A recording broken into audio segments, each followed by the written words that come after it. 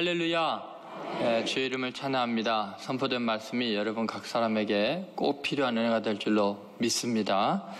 오늘 말씀의 제목은 반역하는 일이 커감의 두 번째 시간입니다. 위선적인 삶에 대한 이야기입니다.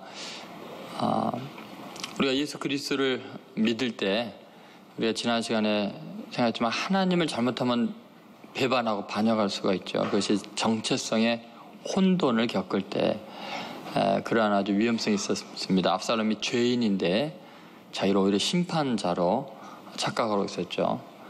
죄인이었던 자가 왕자로 회복이 되니까 하나님처럼 높아지려고 했습니다. 정체성의 혼동, 그것이 굉장히 위험한 국가적인 위기까지 몰고 오는 것이 이제 압살롬의 반란 이야기입니다. 다윗 왕의 아들. 오늘은 또 다른 측면에서 왜 이렇게 반역한 일이 커져가나, 그것은 위선적인 삶 때문인데, 정체성의 혼돈은 자기가 자기 자신에 대해서 좀 착각하고 있는 거지만, 이 위선적인 삶은 다른 사람으로 하여금 자신을 착각하게 만드는 여러 가지 인격적인 면이나 또 종교적인 활동의 문제입니다.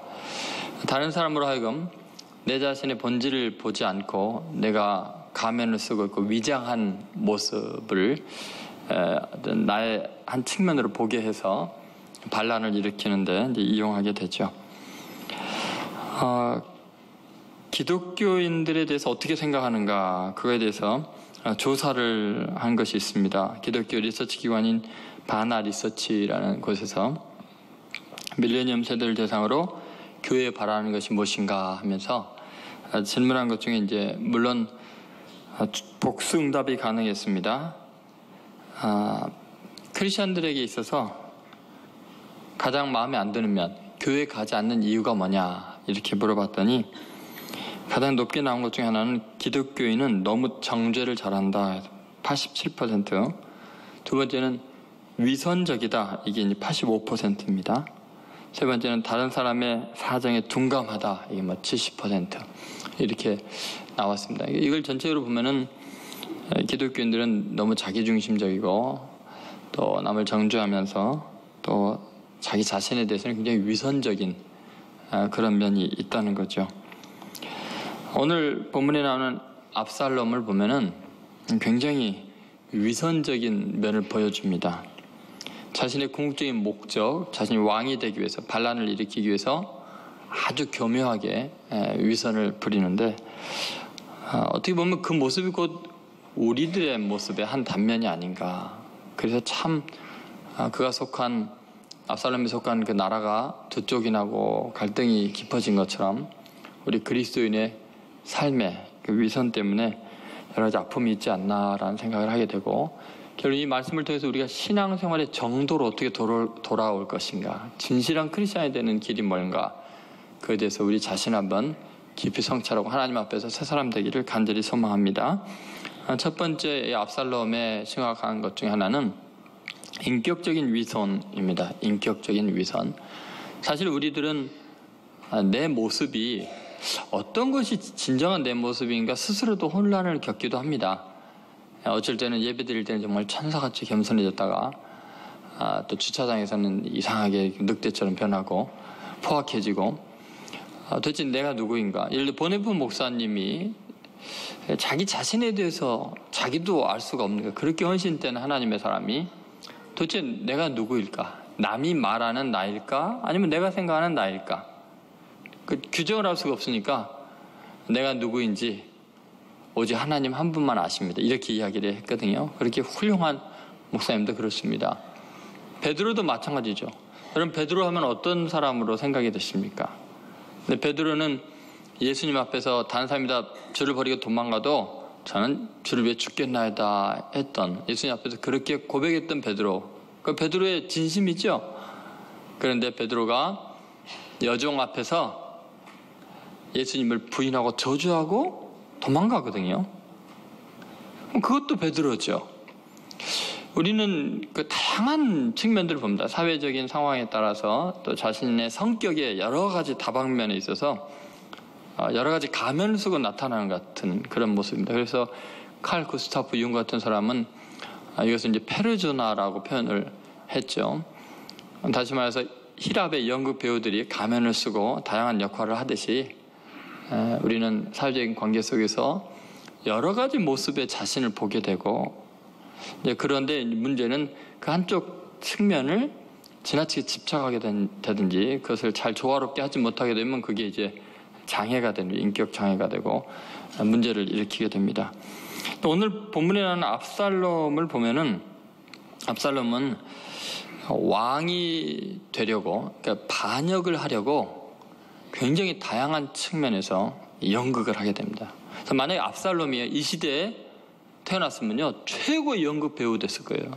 탤런트가 됐을 거예요. 왜 그럴까요? 인물이 기가 막히잖아요. 오늘 본문을 보면 알겠지만 연극을 너무 잘하잖아요. 그래서 만약에 심리학자 입장에서 압살롬을 분석한다면 이건 연극적 인격 장애자인 것 같아요. 이것은 어떤 특징이 있냐면요, 자기 자신이 항상 주목받는 최고의 자리에 올라가지 않으면 못 견디는 사람이에요. 그래서 위선을 부려서라도 다 자기에게 주목하게 하는 그런 성격 장애를 말하는데, 압살롬은 조용히 있지를 못하잖아요. 용서받고 사람이 있어도 기어이 온 세상을 자기 중심으로 만들려고 온갖 연극을 다 하는 거죠. 자기 자신의 본질을 감추고 다른 사람들에게는 다른 면의 자기 모습을 보여서 사람들로 하여금 자기를 추종하게 만드는 그런 특성이 있습니다. 자, 한번 얼마나 정략적으로 그렇게 연기를 하고 다른 사람을 속여서 자기가 왕이 되려고 하는가, 그 측면을 보면은 인격적 위선, 이것을 보여주고 있는데, 그 아주 중요한 이 압살롬의 위선의 특징은 인격적인 위선입니다. 한번 4절 5절 한번 같이 읽어보겠습니다. 같이 있습니다.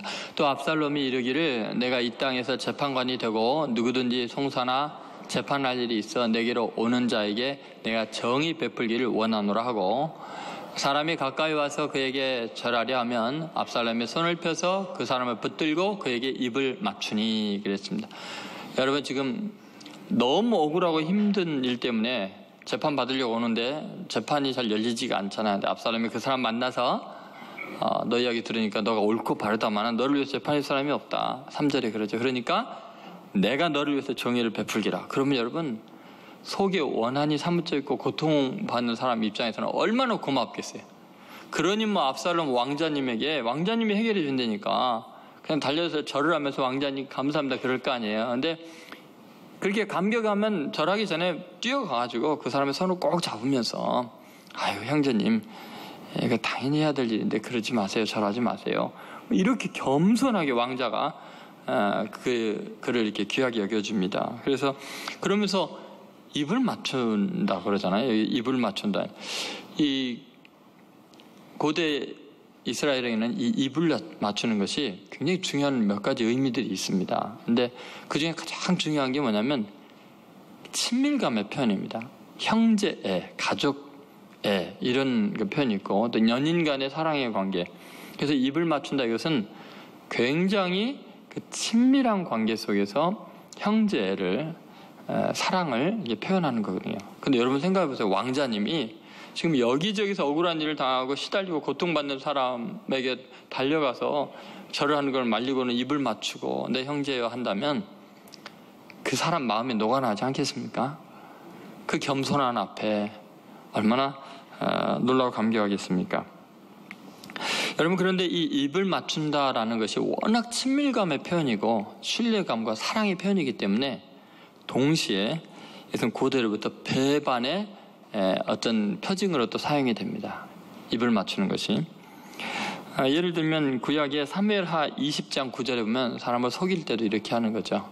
거기에 보면은 요압이 아마사 장군에게 내 형은 평안하냐 하면서 오른손으로 아마사의 수염을 잡고 그와 입을 맞추는 채 하죠. 그러면 칼로 찔러서 죽이는 거예요. 입을 맞추는 친밀감의 표현을 통해서 살해를 하는 거죠. 신약이 오면은 그 입을 맞추면서 배신하는 그런 장면이 나오죠. 누구죠? 가룟 유다가 자기의 스승을 팔아 넘길 때 입을 맞춤으로 이렇게 팔아 넘겼습니다. 여러분, 지금 압살롬이 입을 맞추는 거, 이것은 굉장한 호의고 겸손이고 인격이 훌륭한 것 같지만 사실은 그 목적은 분명합니다. 뭐냐면 사람의 마음을 훔치기 위해서, 백성들의 마음을 빼앗기 위해서죠. 사무엘하 15장 6절을 보시죠. 같이 읽겠습니다. 이스라엘 무리 중에 왕께 재판을 청하러 오는 자들마다 압살롬의 행함이 이와 같아서 이스라엘 사람의 마음을 압살롬이 훔치니라. 자, 뭘 훔쳤어요? 마음을 훔쳤어요. 여러분, 뭘로 훔친 거예요? 입맞춤으로, 겸손함으로, 훌륭하고 고매한 인격으로 사람을 사로잡은 것입니다. 여러분 압살롬이 왜 이런 연기를 했을까요? 왜 이렇게 겸손함과 입맞춤의 태도를 취했을까요? 그 이유가 있는데요. 굉장히 정략적입니다. 그리고 굉장히 신학적이고요. 치밀합니다. 왜냐하면 이스라엘의 하나님이 택한 왕이 될 자격, 가장 중요한 하나님이 선택하는 왕의 제1원칙이 겸손이거든요. 국민들을, 백성들을 자신과 동일시 여기고 그들 앞에 교만하지 않으면서 하나님 말씀 앞에 두려움으로 겸손해지는 거, 이게 가장 중요한 원리예요. 그러니까 왕이 생기기 전부터 하나님의 그 규정을 만들어 놨어요. 신명기 17장 15절에 또 16절에 보면 그 말씀이 나옵니다. 같이 있습니다. 반드시 내 하나님 여호와께서 택하신 자를 내 위에 왕으로 세울 것이며 내 위에 왕을 세우려면 내 형제 중에서 한 사람을 할 것이요 내 형제 아닌 타국인을 내 위에 세우지 말 것이며, 이렇게 이야기했잖아요. 형제 중에서 한 명을 선택하라는 거예요. 왕족 중에서 외국의 유명한 사람 중에서가 아니라 내 형제 중에서 한 명을 택하라. 그리고는 20절에 이렇게 이야기를 합니다. 같이 있습니다. 그리하면 그의 마음이 그의 형제 위에 교만하지 아니하고 이 명령에서 떠나 좌로나 우로나 치우치지 아니하리니 이스라엘 중에서 그와 그의 자손이 왕위에 있는 날이 장관이라. 어떤 사람이 왕위를 계속 유지할 수 있어요? 어떤 사람이 왕이 돼야 돼요? 그의 형제 위에 교만하지 않는 거예요. 내가 국민들보다 더 잘났다고 생각하지 않는 거예요. 더 위에 교만해지면 안 돼요. 그리고 하나님 앞에 겸손해요. 하나님의 말씀, 그 명령을 떠나지 않고 좌로나 우로나 치우치지 않고 하나님의 말씀에 순종하는 사람. 그렇게 지극히 겸손하는 거. 하늘 앞에서 겸손하고 땅에서도 자신을 평등하게 다른 사람과 동일하게 여길 수 있는 사람. 인품이 아주 겸손한 사람, 인격이 훌륭한 사람, 이런 사람이죠. 그런데 압살롬은요, 이걸 벌써 간파하고 있는 거예요. 이 중심을. 그래서 백성들로 하여금 하나님의 말씀이 입각해서 자기가 바로 택함받은 사람과 하나님이 오랫동안 왕으로 세울 사람인 것을 느끼게 해주는 거죠. 그래서 그렇게 입을 맞추면서 백성들과 자신을 동등으로 여기고 겸손한 인격을 보여준 것입니다. 그런데 여러분, 압살롬이 과연 그렇게 인격이 훌륭한 사람이었나? 그 전부 다 이용하는 거죠. 잠깐 그렇게 지금 한 4년 동안을 사람의 마음을 빼앗느니라고 그렇게 활동을 한 거예요. 그러니까 여러분, 사람 알아보려면 한 4년 이상은 사귀어봐야 돼요. 이게 교회를 다녀도 또 직장 생활을 해도 사람 만나봐도요, 1, 2년 갖고 사람 속을 모릅니다. 얼마든지 겸손할 수 있고 친절할 수 있는 게 사기꾼들이 다 그러거든요. 사람 마음을 홀딱 뺏은 다음에 이제 큰 덤탱이를 씌우려고 그러죠.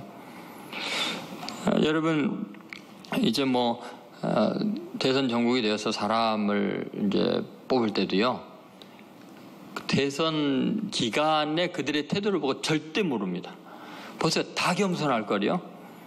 다 어려운 이웃과 함께 하고요. 시장에 가서 아주머니 하고 손잡고 그러죠. 사람은요, 평소에 봐야 돼요. 한 10여 년 동안 그 정치 여정을 쭉 보면서 얼마나 어렵고 힘겨운 사람들, 백성들의 마음을 이해하는 의정 활동을 해왔나, 그런 사람인가, 이걸 봐야죠. 쉽게 되는 건 아닙니다. 인간이 범하기 쉬운 최악의 묘한 상태가 바로 이것입니다. 자기가 왕 노릇하려고 겸손해질 수 있는 인간, 무서운 인간입니다. 우리 자신도 마찬가지입니다. 우리 자신도요, 이게 예의인지 아니면 사람의 마음을 홀리려고 내가 겸손하게 하는 건지, 내 인간성이 겸손한 건지 아니면은 지금 뭔가 목적이 있어서 겸손한 건지를 잘 스스로 생각해 봐야 됩니다. 아니면 잘못하면 연극성 성격 장애를 갖고 있을 수 있습니다.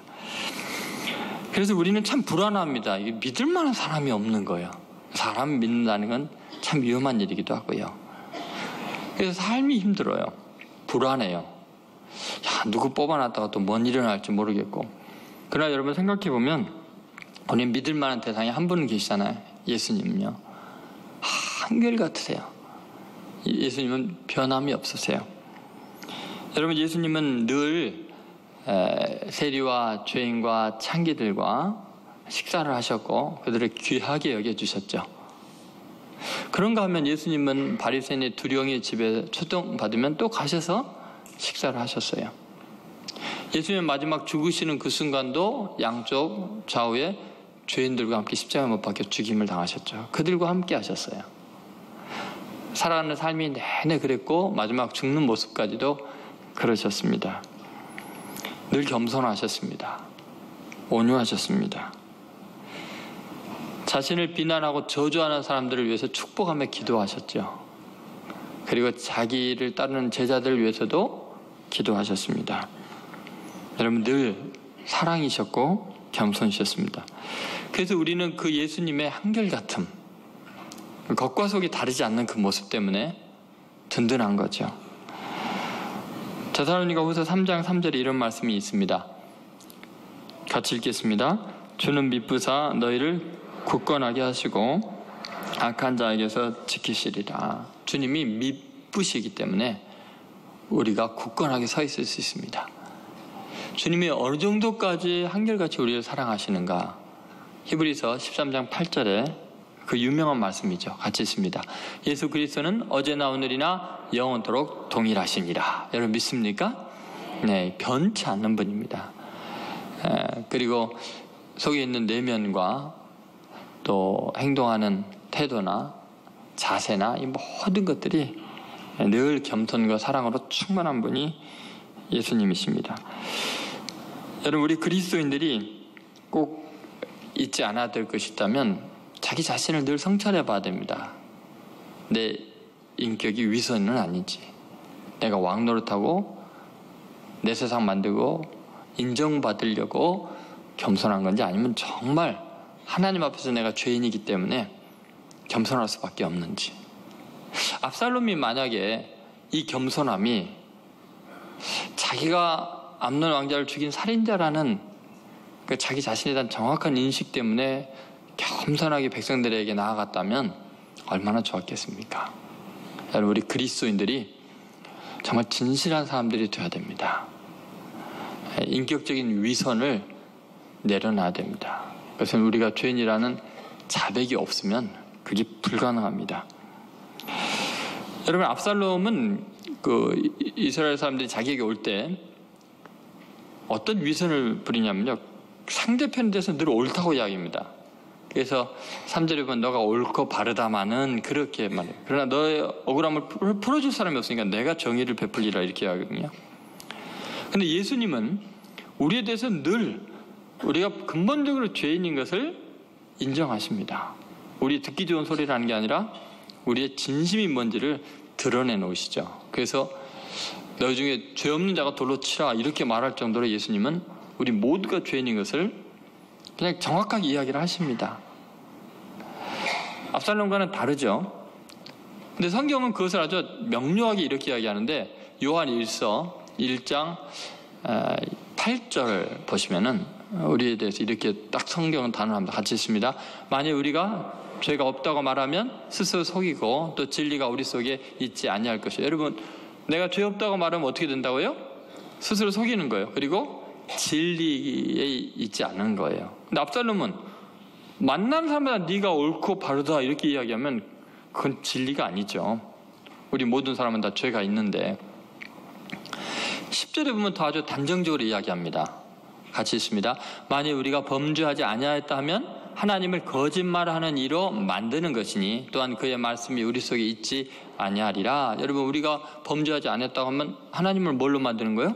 거짓말장이로 만드는 거예요. 왜냐하면 하나님은 의인은 없나니 하나도 없다고 말씀하시니까. 그래서 우리는 정직할 필요가 있습니다. 인격적인 그 겸손은 위장이 아니고 진실하면 겸손할 수밖에 없어요. 왜요? 우리가 죄인이니까요. 겸손할 수밖에 없죠. 어때, 여러분은 자동으로 겸손해지겠습니까? 아니면 노력을 해야 겸손해지겠습니까? 그냥 진실하면 겸손해지게 돼 있죠. 그죠? 진실하려고 노력하면 겸손해지게 돼 있습니다. 그 왜 이것이 가능하냐면요, 예수님의 놀라운 점은 그런 우리의 죄를 완전히 도말해 주시는 분이기 때문에. 그래서 이 8절과 10절, 그 요한일서 1장 8절과 10절 사이에 구절이 있는 거예요. 바로 이것 때문에 예수님은 우리에게 늘 진실하시죠. 한번 구절 읽겠습니다.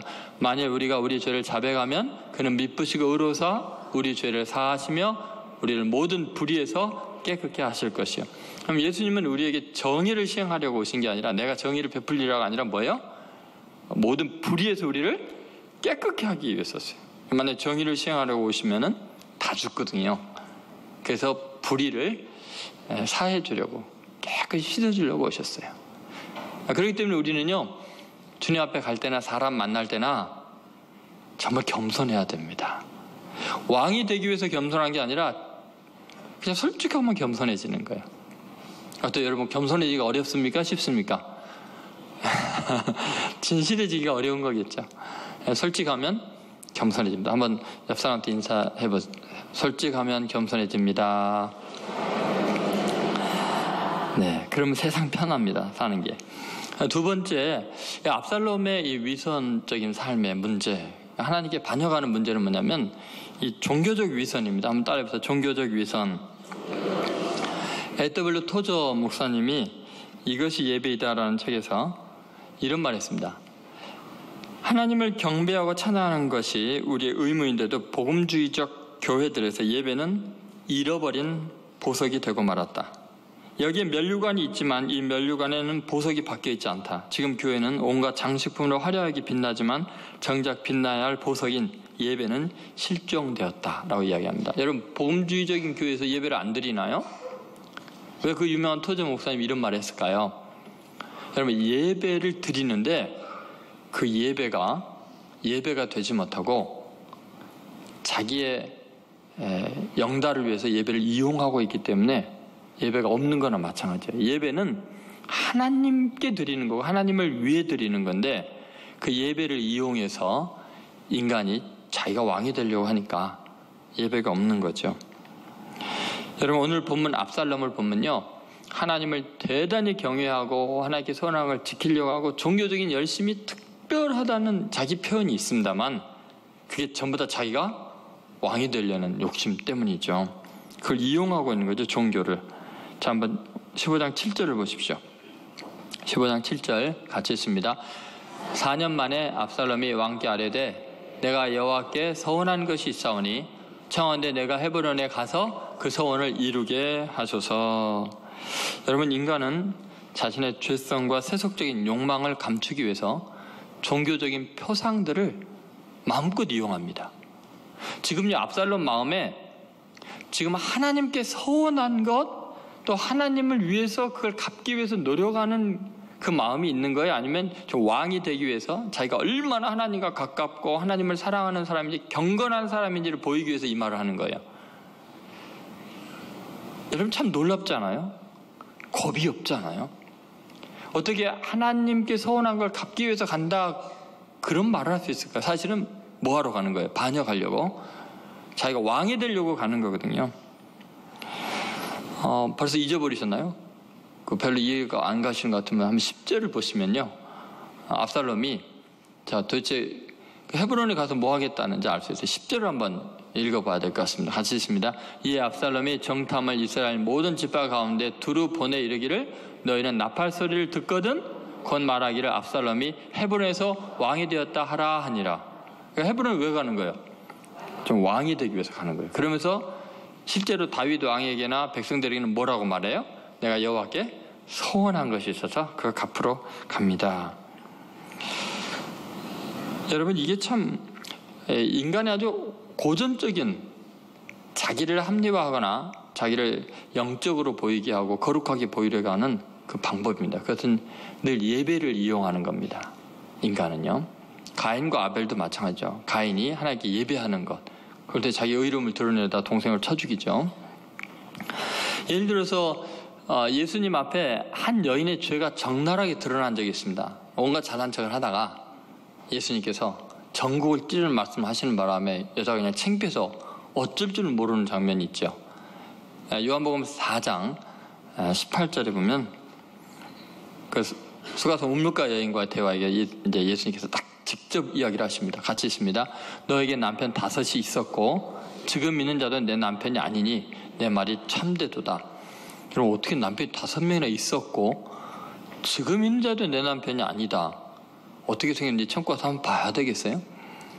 근데 여러분 보세요. 여기 뭐라 그러냐면 지금 있는 자도 내 남편이 아니다.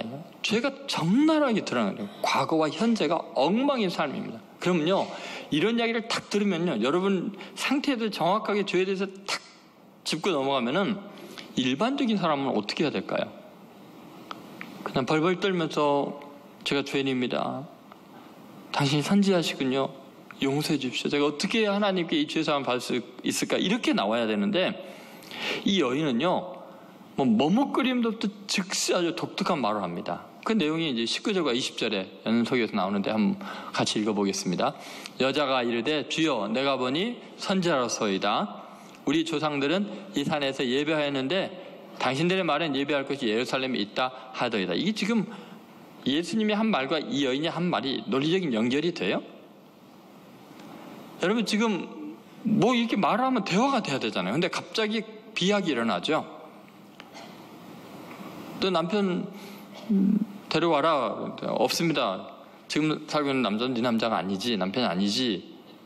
그러면 얘 어떻게 아셨어요? 제가 참 뭐 이렇게 많이 나와야 되는데 예배를 어디서 드려야 돼요? 사마리아에서 드려야 됩니까? 예루살렘 성에서 드려야 됩니까? 어떤 게 바른 예배입니까?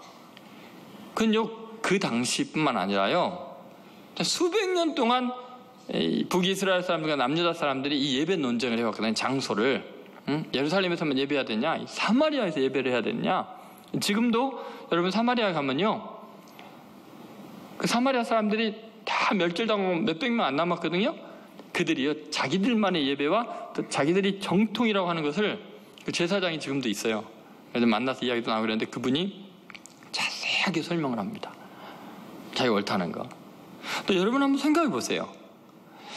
죄를 지적받으면 자기에 대해서 돌아보고 회개를 해야 되는데 즉시로 종교적인 이야기가 나오고 예배 이야기가 나오는 이유가 뭘까요? 자신의 더러움과 죄악을 덮는 가장 좋은 방법이 종교적인 활동이거든요. 그것도 철저한 완벽하고 거룩한 예배 형식을 지키는 거거든요. 철저하게 율법을 지키는 거거든요. 그래서 여러분 아주 꼬장꼬장하게 예배 형식과 격식을 가장 거룩하고 완전하고 흠없이 드리는 게 뭐냐를 따지는 그 내면 깊은 곳에는 자신의 죄를 감추고자 하는 면이 많이 있습니다. 여러분 지금 압살롬이 갑자기 뭐 하나님께 서원한 걸 갚으러 내가 헤브론에 가야 됩니다 이런 이유는 그 내면 속에 이 세속적인 욕망이 가득해 있는데 이게 막 폭발하려고 이렇게 다 냄새가 나니까 이걸 덮어야 되잖아요. 회칠한 무덤처럼. 가장 좋게 죄를 감싸는 것이 종교거든요. 예배거든요. 그래서 가장 추하고 악한 일들이 종교 속에서 많이 일어나는 거예요. 그게 문제입니다. 여러분 가만히 생각하면 우리들은 이게 너무 익숙해져 있고요, 이것이 인간의 아주 교묘한 영적인 것을 이용해서 세속적인 욕망을 채우는 인간들의 특징입니다. 사마리아 수가성 여인만 그런 게 아니에요. 예수님의 제자들도 그 짓을 했거든요. 예수님께서 이제 예루살렘에 올라가면 내가 이제 뭐 넘겨져서 죽게 된다 그렇게 이야기를 했는데도 제자들의 관심은 오로지 예수님이 임금이 되면 좌회정할까 우회정할까 누가 높으냐 싸우는 거예요. 길을 가는데 예수님이 분명히 그 이야기를 했는데도 자기네들끼리 막 얼굴이 푸르락부르락하면서 싸우는 거예요. 도저히 자기네끼리 해결이 안 되니까 그 십자가 바라보고 힘겹게 지금 그 이야기를 하고 있는 예수님에게 와서 물어봅니다. 물어보고 싶은 요지는 이거예요. 누가 제일 마음에 드십니까? 누가 제일 큽니까? 이거 물어봐야 되는데 차마 예수님 얼굴 보고 그 말을 못하겠으니까 영성을 덧입혀갖고 세속적인 욕망을 표출하게 됩니다. 이 마태복음 18장 1절에 보면은 이렇게 이야기하죠. 같이 읽겠습니다. 그때 제자들이 예수께 나와 이르되 천국에서는 누가 크니까. 자기네들이 언제부터 천국에 관심이 있었어요? 관심은 뭐야? 누가 큽니까? 요거거든요. 근데 도저히 창피하니까 자기네들의 죄와 세속적인 욕망을 가리기 위해서 천국이라는 표상을 이용한 거예요. 종교적인 개념을 이용해서 누가 큽니까? 여러분, 신앙생활 잘하면서 예배하면서 교회 봉사하면서 하나님의 일을 위해서 헌신하면서 정말 자신을 돌아보지 않으면요, 이 압살롬과 똑같은 짓을 합니다.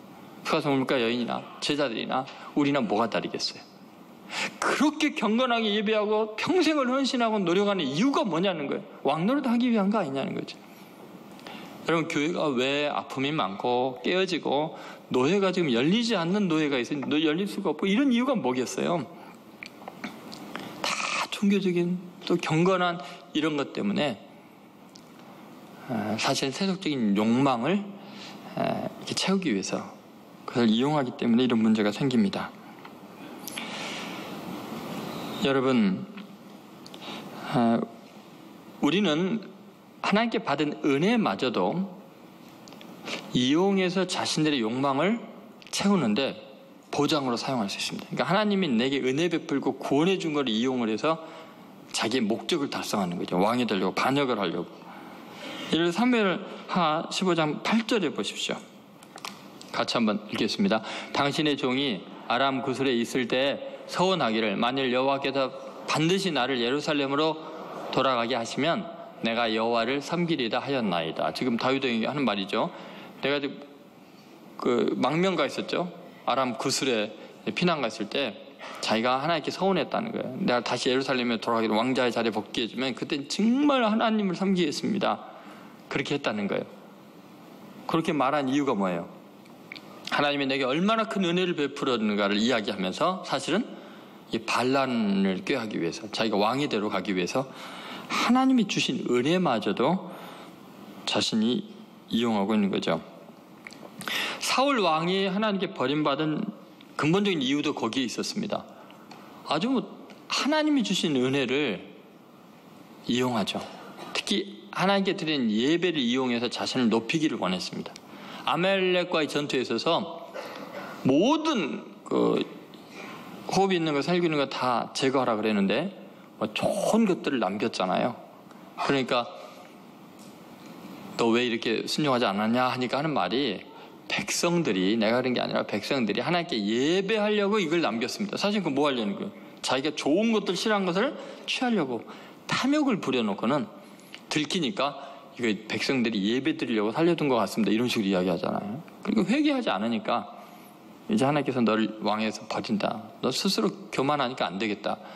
그렇게 이야기했잖아요. 그러면 회개해야 되잖아요. 아까 스가서 우물가 여인처럼 죽을 죄를 지었습니다. 용서해 주시오. 내가 죄인입니다. 은혜를 잊었습니다. 은혜를 이용해서 사욕을 채웠습니다. 이렇게 해야 되는데 그러지 않습니다. 끝까지 이용합니다. 자신을 높이기 위해서 예배를 이용하는데 그 말이 사무엘상 15장 30절에 나와 있습니다. 같이 읽어보겠습니다. 사울이 이르되 내가 범죄하였을지라도 이제 청하옵나니 내 백성의 장로들 앞과 이스라엘 앞에서 나를 높이사 나와 함께 돌아가서 내가 당신의 하나님 여호와께 경배하게 하소서. 자기 하나님도 아니죠. 이제 당신의 하나님께 경배하소서. 그 목적이 뭐예요? 경배의 목적이 뭐예요? 이스라엘 장로들 앞과 백성들 앞에서 나를 높여달라는, 뭐를 어떻게 높이라는 거예요? 내가 경건하게 예배드리는 걸 통해서 하나님과 내가 가까운 것을 알게 하라는 거예요. 그리고 내가 얼마나 영적인 사람인지를 백성들이 알아야 내 리더십이 깨지지 않으니까 그 예배를 이용해서 자기의 권력을 유지하려고 하는 거죠. 종교성을 이용해서 속된 욕심을 채우려고 합니다. 여러분, 이게 참 안타까움입니다. 여러분은 어떠세요? 또 저는 어떨까요? 여러분, 하나님을 섬기는 거, 하나님을 예배하는 것이 내 자랑거리가 되면 안 돼요. 우리가 주의 전에 올 때 어떤 마음으로 오십니까? 여러분, 오늘 예배 드리러 올 때 어떤 마음으로 오셨어요? 뭐 여러 가지 마음이 있겠죠. 혹시 이런 마음은 없었어요? 이 타락하는 교회를 내가 바로 세우고 말리랴. 여러분, 우리는 주님 전에 올 때 죄인으로서 은혜 받으러 와야 돼요. 내가 어떤 주님의 일에 헌신해도 그것이 내 영광이 돼서는 안 돼요. 예배는 하나님을 위한 겁니다. 예수님을 보면요, 진짜 예배자의 삶이 어떤 것을 잘 보여주고 계시죠. 에베소서 5장 2절에 예수님의 삶에 대해서 이렇게 표현을 합니다. 같이 읽겠습니다. 그리스도께서 너희를 사랑하신 것 같이 너희도 사랑 가운데 행하라. 그는 우리를 위하여 자신을 버리사 향기로운 제물과 희생 제물로 하나님께 드리셨느니라. 예배는 뭐예요? 자기를 드리는 겁니다. 자리를 버리는 겁니다. 희생 제물이 돼야 예배죠. 근데 지금 압살롬은 예배를 이용해서 자기가 왕권을 쟁취하려고, 반란을 일으키려고 했던 거죠. 여러분, 오늘부터 꼭 예배를 예배되게 하십시오.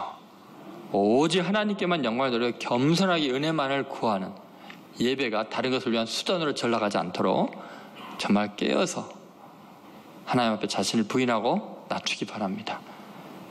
세 번째, 결국은 자기와의 전쟁입니다. 지금 압살롬이 여기서 실패한 겁니다. 반란을 일으킬 만큼 어마어마한 것 같은데 자신의 탐욕을 이기지 못하는 거죠. 자기 자신의 욕심을 이기지 못했습니다. 구세군의 창시자는 윌리엄 부스가 죽기 한 3개월 전에 그를 따르는 교인들과 함께 있을 때 이런 말을 했습니다. 거리에 우는 여인들이 있습니다. 함께 우시기 바랍니다. 배고픈 아이들이 있습니다. 그대의 주머니를 털어야 합니다. 감옥들이 넘칩니까? 그대의 사랑의 손을 펴십시오. 우리 구세군은 사회에 악과 싸우는 주님의 군대입니다. 그러나 그보다 앞서 여러분은 자기 자신과의 싸움에서 이겨야 합니다. 세상을 구원하고 많은 사람을 도와주겠다고 하는데, 세상을 건지겠다고 하는데 정작 자기 자신의 함정에 빠져 있으면 그 많은 의와 수고가 결국은 자기가 왕 되려고 하는 거 아닙니까? 자기 자랑이 되지 않겠습니까? 그래서 우리가 정신을 바짝 차리고 싸워야 될 대상은 자기 자신입니다. 진실하고 겸손한 사람이 되기 위해서. 여러분, 우리는 잘못하면 겸손 속에도 자기를 높이려는 마음이 있고 받은 은혜를 이용해서 자기 자신의 목적을 달성하려고 하기도 하고요. 예배 속에서도 자신을 숭배할 수도 있습니다. 그래서 여러분, 이런 것들이 바로 신앙생활은 열심히 해놓고 하나님을 반역하는 것이 됩니다. 우리들은 하나님의 마음을 잘 생각해 봐야 됩니다. 여러분, 사람의 눈은 속이는데 하나님의 눈은 못 속이는 이유가 뭐냐면, 하나님은 외모를 보지 않고 뭐요? 그 중심을 보시는 분이거든요. 그럼 여러분, 못 보면 모르거니와 다 보일 때 그 위선 앞에서 얼마나 괴로우시겠어요? 얼마나 힘드실까? 그래서 하나님의 그 심정을 토로한 내용이 있습니다.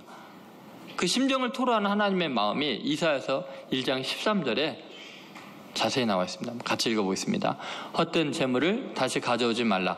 분향은 내가 가증히 여기는 바요. 월삭과 안식일과 대회로 모이는 것도 그러하니 성회와 아울러 악을 행하는 것을 내가 견디지 못하겠나. 지금 압살롬의 모습이 그런 거 아니에요. 하나님께 소원을 갚고 하나님께 예배하겠다 막 이러는 것들이 악을 행하는 거 아니에요. 지금 그 예배 자체가 악을 위한 도구가 되고 있는 거잖아요.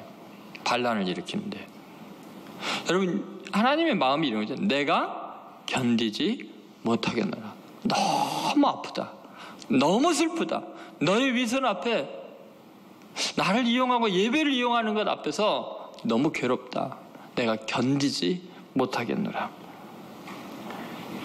여러분, 예수님은 진정한 예배를 위해서요, 천하 만국과 영광을 포기하시고 사탄에게 절 한 번만 하는데 안 하시고 십자가를 지는 길을 선택하셨습니다. 우리는 그 예배가 얼마나 소중한지 우리는 망각하고 살고 있습니다. 예수님은 십자가의 처참하게 죽으심으로 예배를 회복시켜 놨는데, 우리는 그 죽음을 이용해서 우리의 영달을, 우리의 목적을 이루려고 해서는 안 될 것입니다. 이제 자신의 한계를 인정하고요, 진심으로 겸손해야 됩니다. 이제는 위선적인 삶을 청산해야 할 때입니다. 그래서 마태복음 16장 24절 말씀, 우리 교회 올해 표처럼 예수님을 정말 따르려면 제일 먼저 해야 될 일이 뭐요? 자기를 뭐요? 부인해야 됩니다. 위선 부리지 말라는 거예요. 다 깨뜨리고 오직 하나님의 은혜만을 간구하라는 것입니다. 이 시대의 아픔이 그리스도인들의 위선에 그 아픔입니다. 예를 들어서 뭐 최근에 미국 보스턴의 한 억만장자 일가의 재산 싸움이 뭐 대서특필이 전 적이 있습니다. 이들은 이제 케네디 일가를 꿈꾸는 엘리트 가문인데 몰락하게 되죠. 보스턴의 유명 컨설팅 회사인 CEE의 존 도너번 사장과 그 5 자녀들의 이야기입니다. 너무너무 부끄러운 일입니다. 1억 달러에 가까운 부동산과 신탁 기금을 놓고 싸움이 벌어지는데요. 부모와 자식 간에. 미국 동부 엘리트 가문인데도 막대한 신탁 기금과 땅을 자식들에게 물려주는데 대신 사전 자기 허락 없이는 재산에 접근 못하도록 해놓으니까 자식들이 이거 사기치는 거다, 아버지가. 이거 뭐 세금 피하려고 이런 식으로 해서 우리는 접근도 못하게 하고 물려준 것처럼 해놓는데 이건 사기다 하면서 큰 아들이 고발을 합니다. 물론 첫째 부인의 자녀들이고요. 셋째 부인과 지금 살고 있습니다. 주차장에서 러시아인 2명에게 총격을 받게 되는데 이 도너번 사장이 이제 경찰에 신고를 하고 그 주모자가 자기 큰아들이라고 고발을 합니다. 그러니까 아들이 강력하게 부인하고 또 경찰도 이거 자작극일 수가 있다 이야기합니다. 큰딸이요. 어린 시절에 아버지에게 성폭행을 당했는데 아버지가 나한테 만약에 재산을 물려주지 않으면 이 세상이 폭로하겠다. 그 정도입니다. 그리고 아버지는 또 이 무고 혐의로 또 고소를 합니다. 집안 곳곳에 칼과 살인자라는 종이가 막 발견이 되고 난리가 아닙니다. 제가 이걸 이야기하는 이유가 뭐냐면요. 마지막에 이런 기사 때문입니다. 오랫동안 이 도너번 일가와의 친구인 전 예일대 학장이 이런 말을 했습니다. 주일마다 함께 교회로 향하던 행복했던 가족이었는데. 여러분, 이 상상이 갑니까? 어떻게 이게 가능하냐고요. 그럼 주일마다 예배 드리는 게 뭔데요?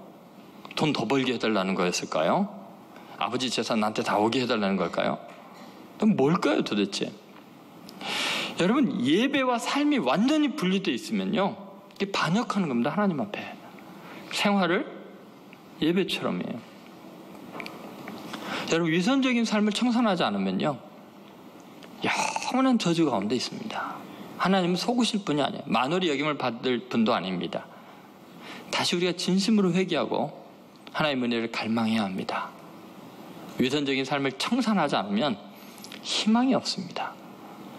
주님 앞에서 인격적인 위선, 세상 사람들 앞에서 겸손한 척, 그게 아니라 진심으로 겸손해야 되고, 종교적인 모든 위선 내려놓고 진심으로 하나님만 사랑하고 하나님만 예배하십시오. 자기와의 싸움에서 철저히 자기를 부인하고 오직 예수님께만 영광을 돌리는 귀한 삶이 되면, 그리스도인이 그렇게 변화되면 이 세상이 정의가 강물처럼 흐르게 되고 하나님의 영광이 드러나고 하나님의 임재가 느껴지는 위대한 나라로 다시 변할 줄로 믿습니다.